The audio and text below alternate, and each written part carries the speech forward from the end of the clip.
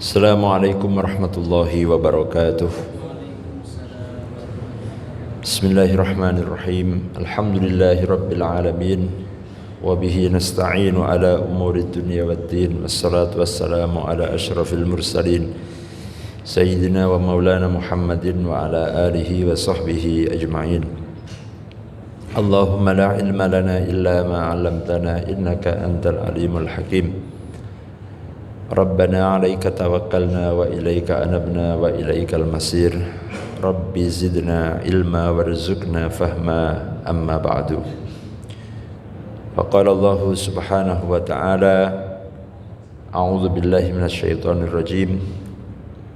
Wa minhum man yaqulu rabbana atina fid dunya hasanah wa fil akhirati hasanah wa qina adzabannar.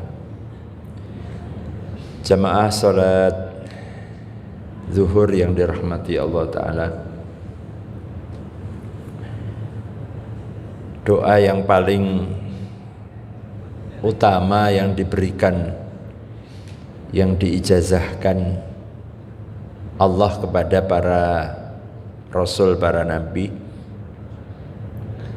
Masing-masing rasul punya doa-doa utama, punya doa-doa pamungkas.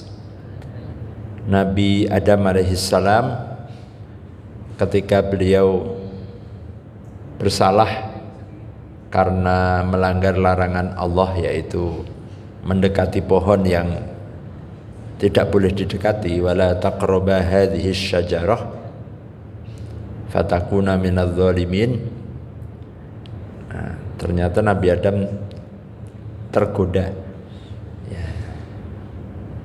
Kalau pun boleh Nabi Adam itu membela diri, Nabi Adam sebenarnya tidak berniat. Ya. Cuman dia diprank oleh iblis, ya. Jadi ditipu oleh iblis. Jadi kira-kira Nabi Adam itu sama-sama penghuni surga kan dengan iblis.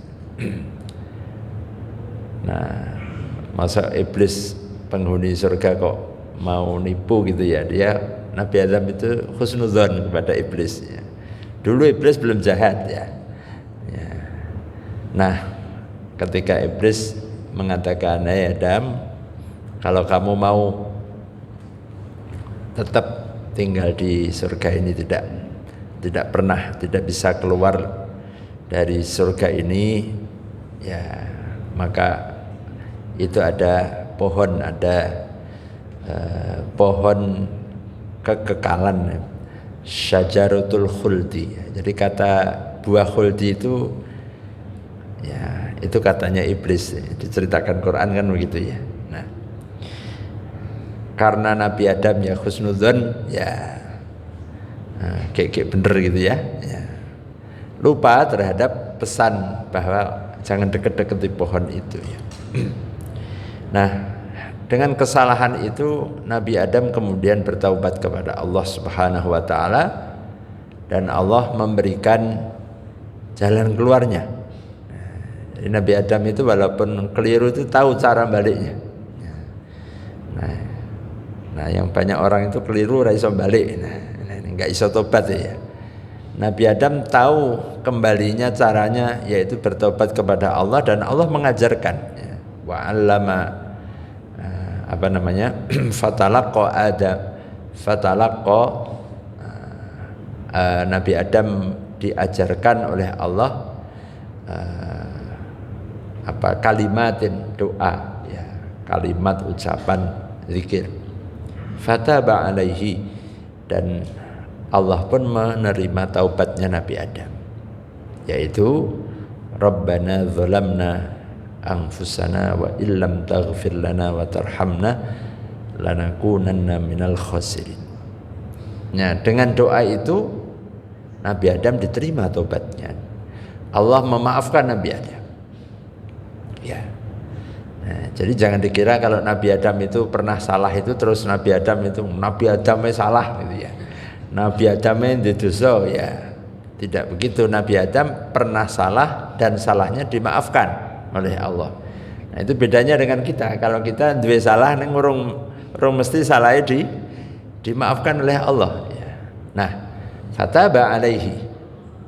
Nah, setiap nabi-nabi rasul diberi doa-doa yang mustajabah ya, doa yang dikabulkan.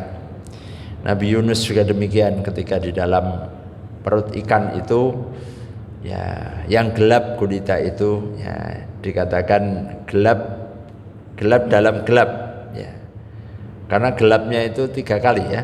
Ya, di dalam perut ikan gelap, di dalam lautan gelap, di malam hari gelap ya. Jadi gelapnya itu pangkat 3 ya. Nah, di tengah kegelapan itu yang dibaca doanya Nabi Yunus adalah la ilaha illa anta subhanaka inni kuntu minadz zalimin. Nah, jadi doanya ternyata tidak minta Rabbi akhrijni gitu, tidak. Tapi doanya Nabi Yunus la ilaha illa anta. Ya, tahlil, bacaannya doanya tahlil. Ini kalau ada yang bilang Nabi Yunus nang jero weteng ngomong tahlilan. Ya, la ilaha illa anta. La ilaha illa anta. Subhanaka inni kuntu minadz zalimin. Ya, dibaca tahlil, kalimat tahlil.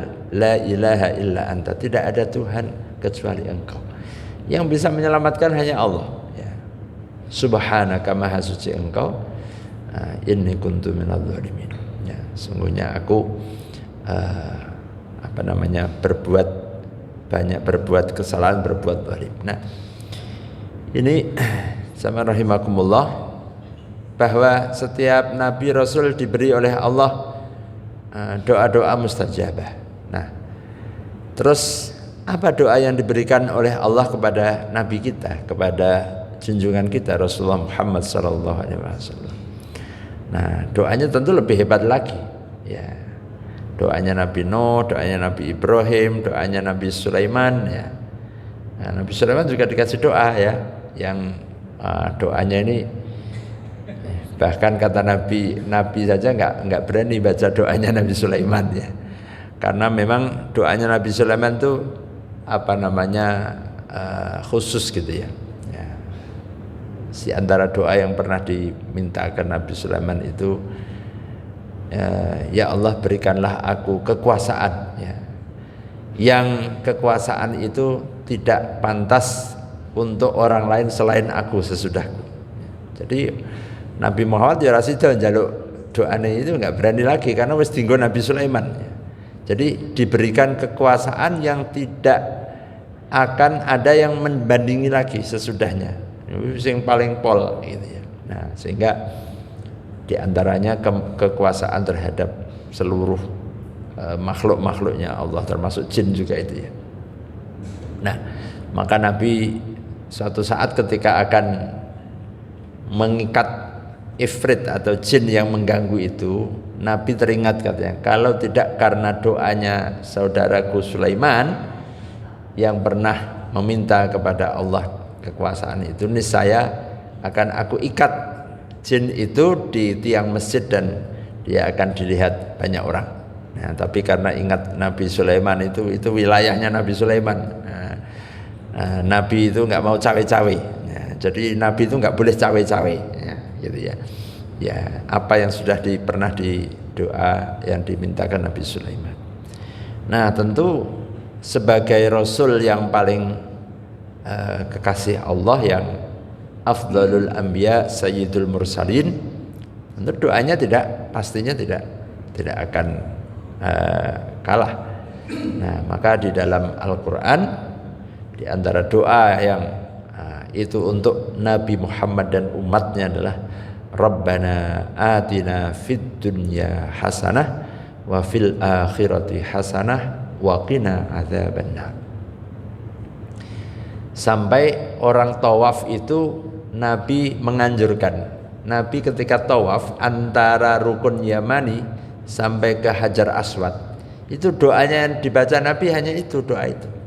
Rabbana atina fid dunya hasanah wa fil akhirati hasanah wa qina adzabannar. Nanti suatu saat panjenengan naik pas tawaf, perhatikan ada nggak orang yang berdoa selain itu? Nggak ada. Ya, karena memang Nabi sendiri mencontohkan, ya di putaran yang lain, kalau nanti dari Hijr Ismail atau dari makam Ibrahim mungkin doanya macam-macam. Tapi begitu sampai di Rukun Yamani, sampai ke Hajar Aswad, nah doanya semua orang yang dibaca Rabbana atina fid dunya hasanah wa fil akhirati hasanah wa qina adzabannar. Doa yang paling utama dan dibaca di depan Ka'bah, di tempat yang paling utama, ya, yaitu Rabbana atina itu. Nah, mungkin karena saking sudah terkenalnya dianggap biasa-biasa ya. Nah, padahal ini banyak kalau kita baca dalam beberapa kitab tentang keutamaan doa Rabbana atina ini. Nah, maka jamaah rahimakumullah, nah, kalau bisa minimal setiap 5 waktu sholat itu, nah, kita setelah selesai sholat jangan lupa untuk berdoa dengan doanya Nabi. Doa Nabi ini yang ada diabadikan di dalam Al-Quran dan diamalkan oleh Nabi, ya, dan diamalkan oleh para pengikut-pengikutnya, salafun soleh, para pendahulu-pendahulu kita, orang-orang yang baik. Tentunya di samping doa-doa yang lain. Nah, dan termasuk di antara doa yang akan menghapuskan, yang akan diampuninya semua dosa-dosa kita itu juga adalah Rabbana atina fid dunya hasanah. Ada satu kisah ya, bagaimana sampai orang yang di saking taubatnya oleh Allah itu, betapa besar taubat yang diterima ya atas dosa kesalahannya itu, sampai malaikat itu pada ketika meninggal dia takziah ya, saking banyaknya malaikat yang takziah hingga dipenuhi oleh para malaikat itu. Nah, apa ternyata rahasianya?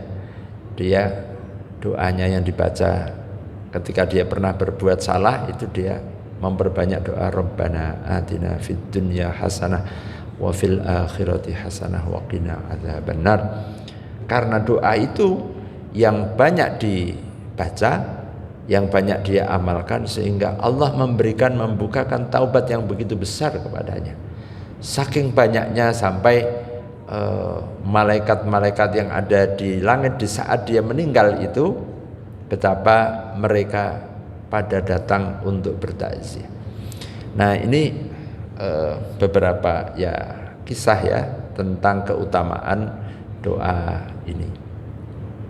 Nah, sehingga saya kemarin ketika waktu mau pulang haji, kebetulan hari Ahad kemarin baru sampai ke tanah air, jamaah-jamaah haji itu pada mau pulang itu pada bingung mereka.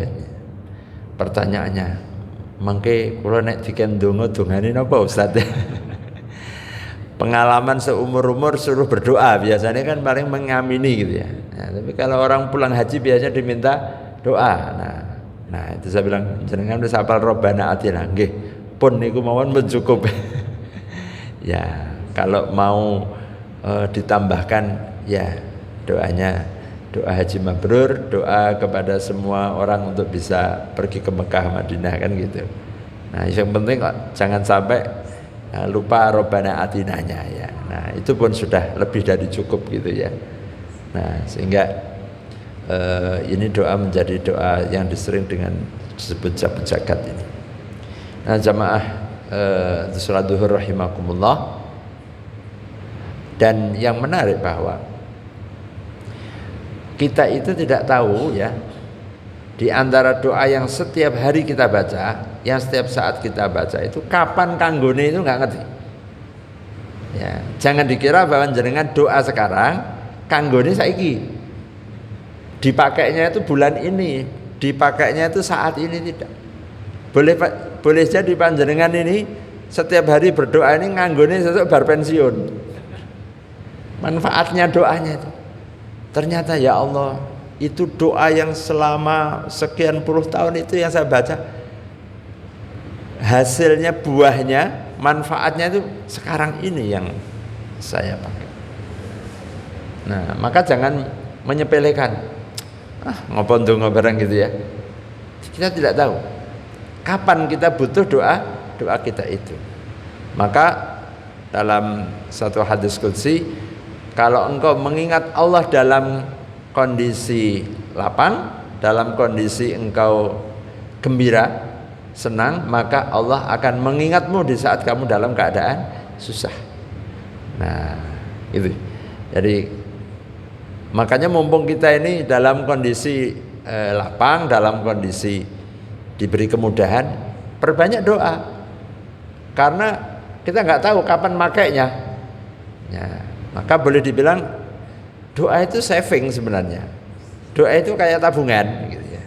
Kita nggak tahu kapan kita mau pakai itu. Nah, ya, aset kita ya. Nanti suatu saat ternyata, ya Allah, nanti akan tahu sujune aku mbiyen kok ndonga gitu ya.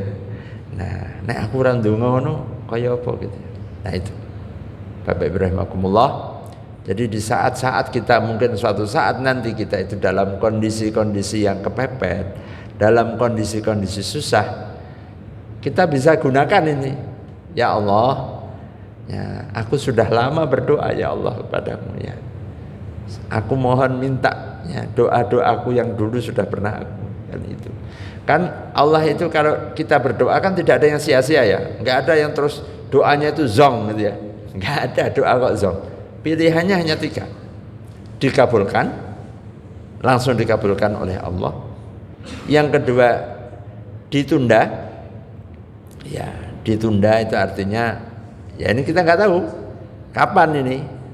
Ya, atau Allah Subhanahu wa taala ganti dengan yang lebih baik. Doa kita tidak dikabulkan, tapi Allah gantikan dengan sesuatu yang jauh lebih baik daripada apa yang kita minta itu. Nah, sehingga nggak ada ruginya orang itu berdoa sebanyak apapun, doa kebaikan apapun, kalaupun tidak dikasih sekarang ini, ya boleh jadi ya pilihannya yang kedua atau yang ketiga. Nah, maka Allah sangat suka terhadap orang-orang yang selalu berdoa ya.